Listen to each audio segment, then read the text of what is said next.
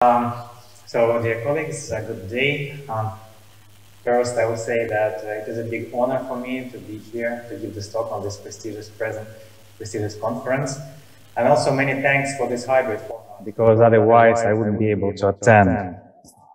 My talk is about ultra-strong photon to magnon coupling that we achieve using superconducting hybrid structures. This is the outline. First, I will state the problem of the coupling. Then I would have to talk about ferromagnetic resonance in ferromagnetic superconductor 3 layers, because you'll see this effect. And then we'll discuss two very similar structures with slightly different properties that show these ultra-strong coupling properties. Okay, the problem statement. Approximately in 2014, in a series of these works, people have realized that a simple system, yttrium-ion-Garnet sphere, locked inside a 3D cavity, it obeys this Hamiltonian known as the decay Hamiltonian. And they have measured the polar-return response, like this one, where this level splitting is just the coupling strength, this parameter here and here. And also they have measured Rabi oscillations, and basically this was the birth of what is called nowadays cavity magnonics or quantum magnonics. And since then the field has flourished, and there were a lot of interesting and important works, and one of probably the most important is this one of 2020, made by a group of Nakamura, where they succeeded to excite, to emit and detect a single magnon with a superconducting qubit. But since the beginning of this field, one problem was actually quite strong. This level splitting, it obeys the decay coupling strength. This is the formula for it. And here n is the number of spins, and gs is the single spin coupling strength. And in conventional system, the single spin coupling strength is very low, typically below a hertz. And it means that to achieve this level splitting, you literally require a brick of yttrium-ion-Garnet, a thin which has about 2 millimeters in diameter. And with this, you would never be able to go on chip. And the solution of this problem theoretically is very simple. So this single spin coupling strength is inversely proportional to the impedance of the resonator, or you can say to a mode volume of the resonator. And once you make such resonator with a low impedance, you will be able to achieve high coupling strength, single spin coupling strength. But on practice, it is actually very hard to do. And the first work that succeeded to do this was, I think, in 2019 with some lumped elements. Okay, now a slight change of the topic, a preface.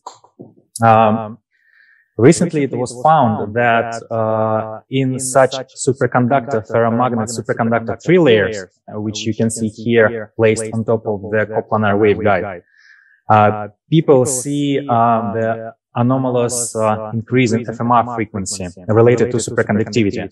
For example, this is the FMR line for this structure above critical temperature of the superconductor, and this one is below. And here you can see the evolution with temperature. And well, this is a massive effect.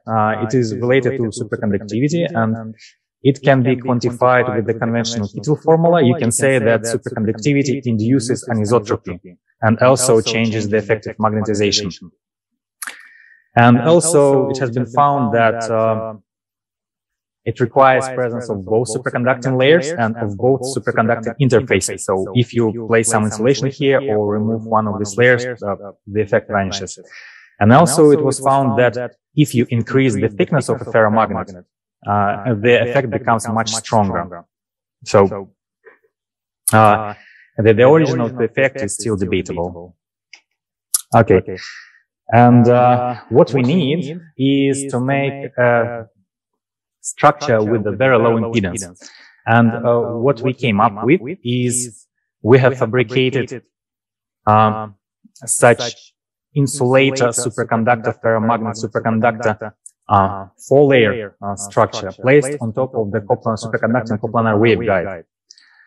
And this structure does show this polaritonic response. You can see the resonance spectrum here, and also the FMR line, which I told before is increased, the frequency is increased. And the main trick here is actually a well-known thing.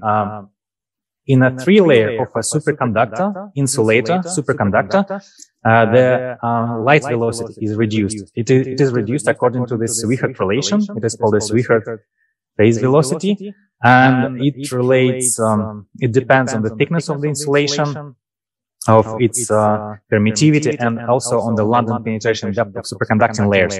And for example, in this particular case, you can see that it is more than an order of magnitude smaller than the velocity of light. So immediately we have a smaller resonator, smaller mode volume, and hence, so we have a larger single spin coupling strength. And these spectrums have been characterized with this set of equations. This one is the Kittel formula with some temperature dependence of this anisotropy parameters.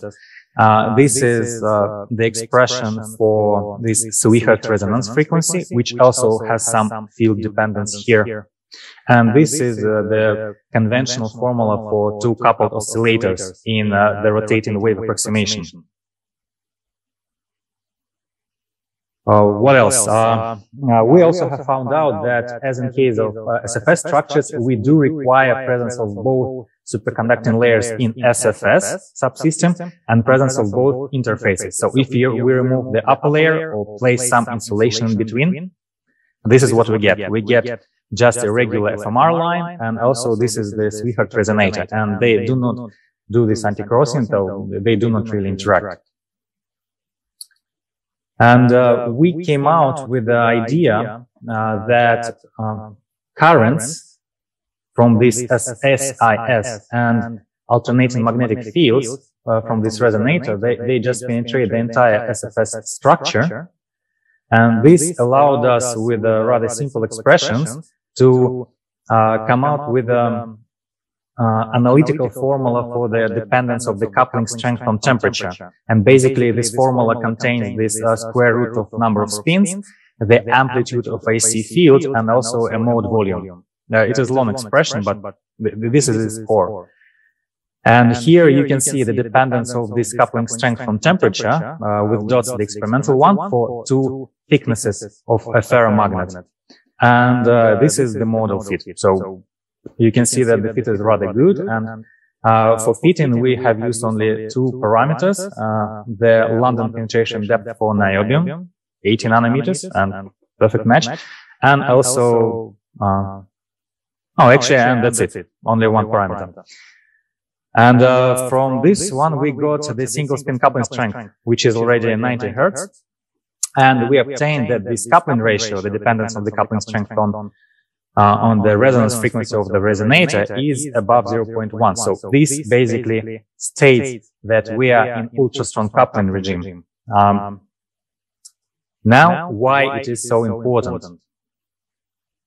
Actually, there is a whole bunch of different models. So usually for cavity magnonics, the decay model is used. It becomes important when this parameter is above 0.1. It's Hamiltonian, and this is the complete expression for dispersion curves. And from this one, you could see that if this parameter becomes above 0.5, you start to get negative values. Not negative, imaginary values for polytonic branches. This is the signature of the so-called decay phase transition and super radiant phase transition. And when it occurs, the system starts to be different Hamiltonian, and it has different expressions for dispersion curves. However, there is also another option which has been extensively used in plasmonics. So this is the so-called Hopfield Hamiltonian. The major difference between the Hopfield model and the decay model is this additional term. And this term appears from the expansion of the Hamiltonian, of charged particles moving in applied electromagnetic field. So it appears due to this A squared term, where A is the vector potential. And when this coupling ratio is sufficiently high, we can actually verify what's going on and which model is applicable. And you will see that it is actually important when this parameter is high. So to do that, we made a slightly different sample. So basically you see approximately the same structure. So we have a waveguide, and on top of it, we have placed insulator ferromagnet superconductor trilayer. So basically we get rid of this intermediate superconducting layer. And immediately we got this spectrum with a very high level splitting. So you can see here the upper polarotonic branch, the lower polarotonic branch, again the FMR line, and some additional lines. So these lines are signatures of higher order interaction. So basically this is when not half lambda, but 2 half lambdas or 3 half lambdas standing electromagnetic wave interact with the ferromagnet. So these lines here. And this spectrum with a very high level splitting and these additional lines actually allow us experimentally to figure out which model can be used, which model is applicable. Okay, how do we do that? So we consider a model one by one, all three. We use the expression for dispersion curves to fit the upper and lower polarotonic branches, and then we basically use the same fitting parameters, but start to change this mode number in order to see whether we can fit these lines, these additional lines, higher order lines. And this is, for example, of plotting the decay model. You can see that these theoretical curves just not even close to these experimental ones, so we are not talking about decay model, that's for sure. With the same success, we have checked the super-radiant phase. Again, we see a mismatch here. And the only model that actually worked was the decay model. So what is important to understand here?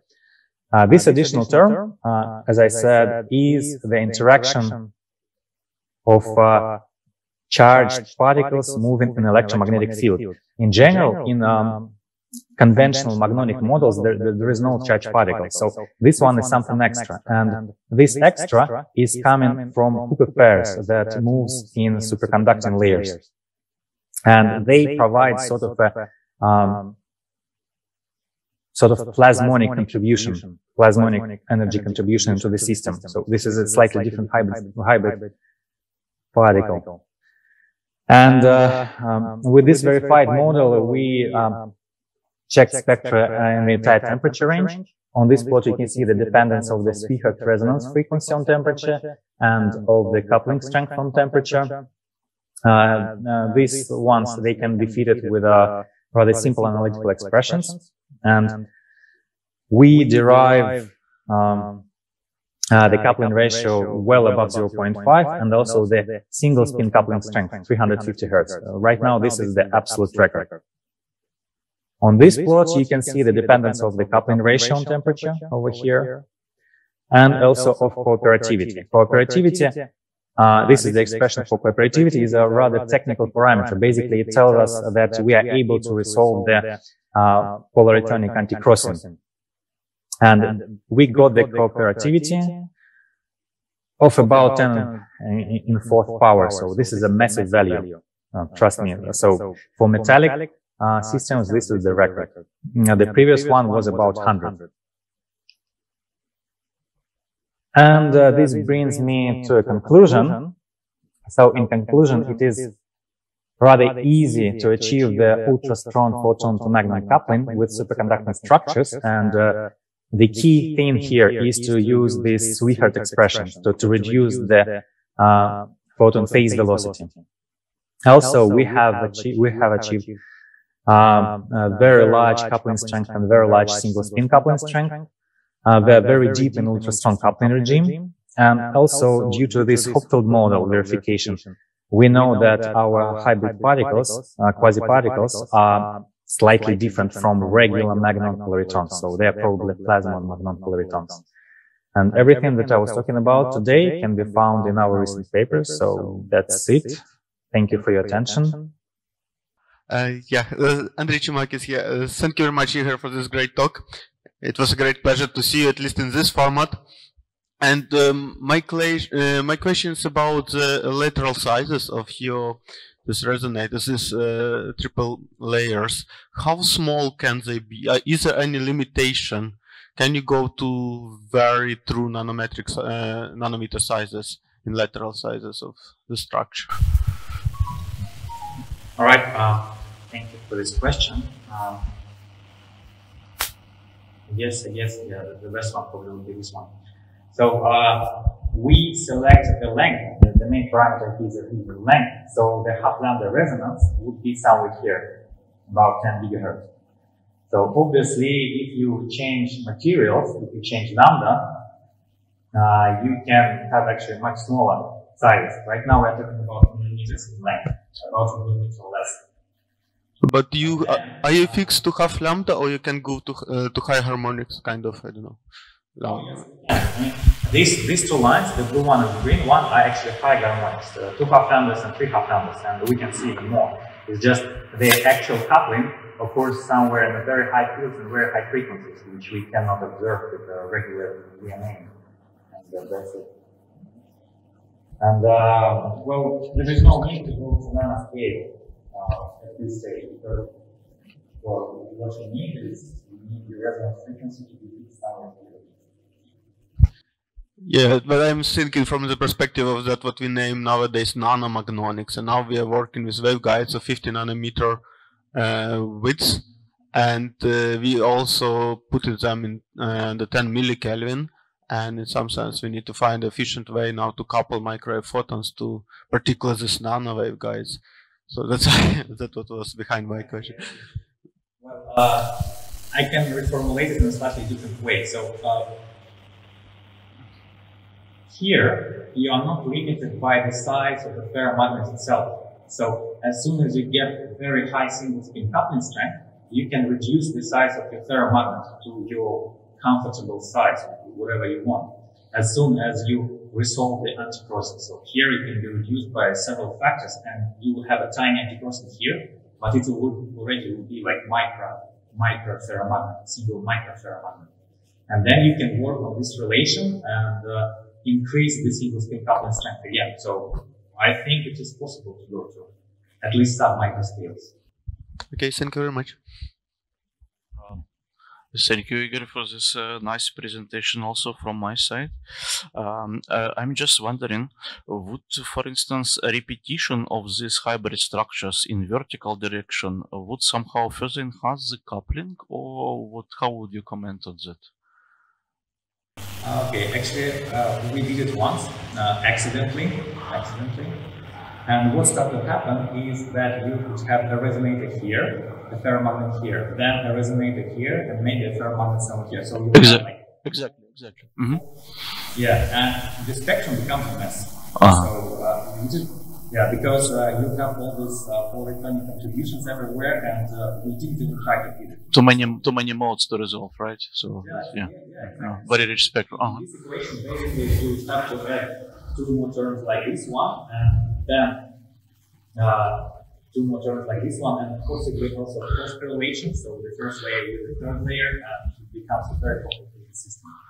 And if you would work with some dirty semiconductor with a huge lambda, which would then drastically affect your the swift this velocity, right? It's here and down.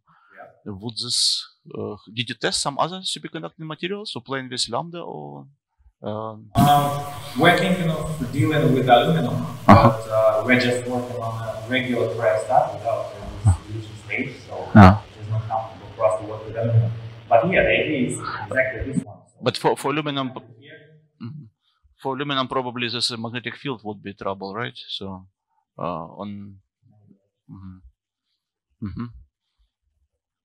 Okay, thank you very much.